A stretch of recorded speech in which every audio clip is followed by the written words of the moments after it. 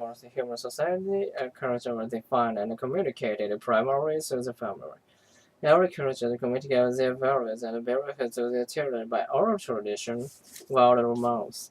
Parents and grandparents have the job of passing on the cultural history and tradition. The older members of the family were storytellers and historians or cultural narrators.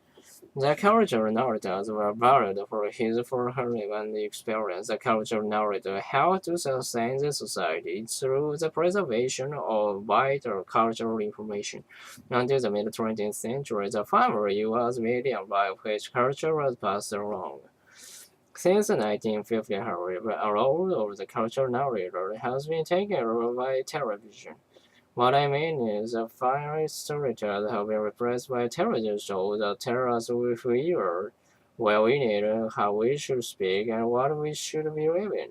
In the 60s and 70s, the television became more proud of North American life. Several writers and philosophers began to study what was going on. One of the most creative minds to explore this issue was Marshall McLuhan. McLuhan studied English literature in his native Canada and in England, hence at settled in the United States, and a Canadian scholar teaching in the U.S. McLuhan realized that he didn't understand his American students. He couldn't figure out their interests and values, why they spoke and acted, felt the way they did. So he set out to learn more about the values of his students by studying their popular culture, the movie, television shows, music, pastimes, all the things that young Americans pursued in their leisure time.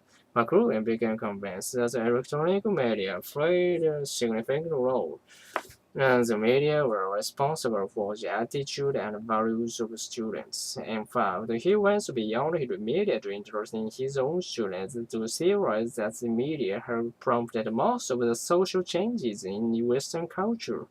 McLuhan's ideas soon made him the leading cultural critic and media theorist of his time. McLuhan's idea gained attention worldwide. He wrote several books about the effects of media on human development, including this one, The Medium is a Message, which is a book you will be reading next in the course. The Medium is a Message is McLuhan's most influential book. Although it was fast-forward more than 30 years ago, it remains an important classic in the field of communications. It's a book and an idea that you can back to over and over again, and reading it will probably change your view of how we communicate.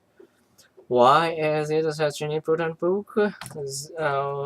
Fairly for the medium is a message, because it enters our vocabulary. What Mark Ruber meant by this statement was that how people learn the medium is more important than what they learn as a message. In other words, the method of communication information has an influence on the public that the information itself. Communication is a culture, and a culture is communication.